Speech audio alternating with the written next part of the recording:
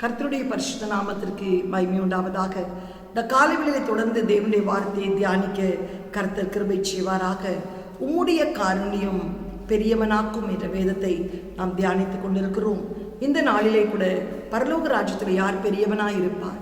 சிறு பிள்ளையை போல் தாழ்த்தும் போது, பணிவிடை செய்யும் போது, கர்த்தருக்கு சொல்ற வேதத்தை கை கொண்டு போதிக்கும் போது, இந்த நாளிலே கூட நாம் இன்னொரு காரியத்தை பார்க்கிறோம். மத்தேயு சுவிசேஷம் 5ஆம் அதிகாரம் 20ஆம் வசனத்திலே, வேத பாரகர் பரிசேயர் என்னுடைய நீதியில் உங்கள் நீதி அதிகமாயிராவிட்டால் பரலோக ராஜ்யத்தில் பிரவேசிக்க மாட்டீர்கள் என்று உங்களுக்கு சொல்லுகிறேன். பரிசேயர் சதுசேயர் செய்கிற நீதியிலும் உங்கள் நீதி அதிகமாக இருக்கணும். பரிசேயர் சதுசேயர் செய்கிற நீதி என்ன? லூக்கா சுவிசேஷம் 18ஆம் அதிகாரத்திலே ஒரு பரிசேயர் ஜெபம் செய்ய வருகிறார். அவன் தன்னுடைய நீதியை இப்படியாய் சொல்லுகிறார். எப்படியாய் சொல்லுகிறார்? பரிசேயன் என்று, தேவனே, நான் பரிகாரர், அநியாயக்காரர், விபசாரக்காரர் ஆகிய மற்ற மனுஷரை போல் அல்லாமல் இந்த ஆயக்காரனை போலும் இராதபடினால் உம்மை ஸ்தோத்தரிக்கிறேன். வாரத்தில் 2 தரம் உபாசிக்கிறேன். பரிசேயர் சதுசேயருடைய நீதி கர்த்தருக்கு ஸ்தோத்திரம். வாரத்தில் 2 முறை உபாசிக்கிறார்கள். ஆனால் ஆண்டவர் சொல்றார், அவனுடைய நீதியை காட்டிலும் உன்னுடைய நீதி அதிகமாக இருந்தாதான் பரலோக ராஜ்யத்திற்குள் நீ பிரவேசிப்பாய். அப்போ அவங்க 2 முறை வாரத்தில் உபவாசித்தால் நீ அட்லீஸ்ட் 3 முறையாவது வாரத்தில் என்ன செய்யணும்? உபவாசிக்க வேண்டும். அவர்கள் 2வது சொல்றாரு, என் சம்பாத்தியத்திலெல்லாம் தசம பாகம் செலுத்துகிறேன். அவர் 10ல் 1 பங்கு கொடுத்தால் நீ 10ல் 2 பங்காவது கொடுக்கணும். கர்த்தருக்கு ஸ்தோத்திரம் உண்டாவதாக. அவர் அது மாத்திரமல்ல, அவர் சொல்லுகிற ஒரு காரியம், நான் விபசாரம் செய்வதில்லை, அநியாயக்காரர் போர் இல்லை, நான் பாவம் செய்கிறதில்லை என்று சொல்லுகிறார். அவர் பாவம் இதையெல்லாம் செய்யாமல் இருக்கிறேன் என்று சொல்லும்போது, இதை காட்டிலும் உம்முடைய நீதி பெரிதாய் இருக்கணும். கர்த்தர் வாரத்திலே 1 முறை, கர்த்தருக்கு ஸ்தோத்திரம் 2 முறை நான் வாசிக்கிறேன். தசம பாகத்தை நான் கொடுக்கிறேன்.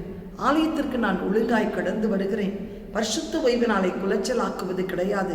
அந்த அநியாயக்காரரை போல் நான் மற்றவர்களை அநியாயம் செய்வதில்லை, விபசாரம் செய்வதில்லை, வேசித்தனம் செய்வதில்லை, விக்கிரக ஆராதனை எண்ணத்தில் இல்லை என்று பரிசேயர் தன்னுடைய நீதியை சொல்லும்போது, அந்த நீதியை காட்டிலும் நம்முடைய நீதி அதிகமாக இருக்கணும். இன்னைக்கு எல்லாரும் புதிய ஏற்பாட்டில் தசமபாகமே இல்லைன்றாங்க. ஆனால் ஆண்டவர் சொல்றாரு, புதிய ஏற்பாட்டில் எப்படி தசமபாகம் கொடுக்கணுமா? 10ல் 1 பங்கு அவங்க கொடுத்தா நம்ம இன்னும் அதிகமாய் கொடுக்க வேண்டும். அதுதான் தேவனுடைய நீதி. அப்படி நீதி செய்கிறவர்கள் தான் பரலோக ராஜ்யத்திற்குள் பிரவேசிப்பார்கள். இன்றைக்கு சற்று யோசித்துப்பார். வாரத்தில் 1 முறையாவது நீ உபவாசிப்பதே கிடையாது. அப்பொழுது எப்படி நீ பரலோக ராஜ்யத்தில் பெரியவனாய் இருப்பாய்? அவளுடைய நீதியை காட்டிலும் உம்முடைய நீதி பெரிதாய் இருந்தால்தான், அதிகமாய் இருந்தால்தான் நீ பரலோக ராஜ்யத்தில் பெரியவனாய் இருப்பாய். இன்றைக்கு வாரத்தில் ஒரு 3 முறையாவது உபவாசிக்க உங்களை ஒப்புக்கொடுங்கள்.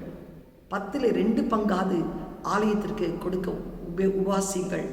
எந்த பாவத்தை செய்யாதபடி ஆயக்காரனை போல் பாவியாய் இருக்கிற என்மேல் கிருபையாய் இரும் என்று சொல்லி தேவ சமூகத்திலே உங்களை தாழ்த்துங்கள். பரலோக ராஜ்யத்திலே பெரியவனாய் இருப்பீர்கள். கண்களை மூடி ஜெபம் செய்வோம்.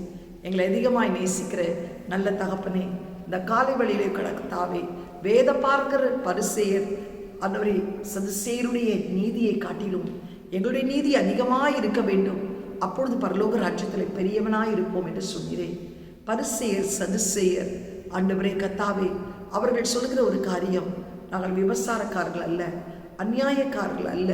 கர்த்தருக்கு ஸ்தோத்திரம் உண்டாவதாக. நாங்கள் வாரத்தில் 2 முறை வாசிக்கிறோம், தசம பாகம் கொடுக்கிறோம் என்று சொல்கிறார்கள். ஆனால் இவருடைய நீதியை காட்டிலும் எங்களுடைய நீதி பெரிதாக இருந்தால்தான் பரலோக ராஜ்யத்திலே நாங்கள் பிரவேசிக்க முடியும். அப்பா, 3 முறையாவது வாரத்தில் நாங்கள் உபவாசிக்கணும் ராஜா. 3 முறையாவது, ஒரு வேளையாவது நாங்கள் உபவாசிக்கணும் ஆண்டவரே. 10ல் 2 பங்காவது நாங்கள் தேவனுக்கென்று கொடுக்கும்போது தான் பரலோக ராஜ்யத்திலே நாங்கள் பெரியவனாக இருப்போம். தேவனுடைய கிருபை எங்களை ஆளுகை செய்யும். எல்லா துதிக மகிமை நீர் எடுத்துக்கொள்ளும். இயேசுவின் மூலம் நல்ல பிதாவே, ஆமென். God bless you. Have a blessed day. Amen.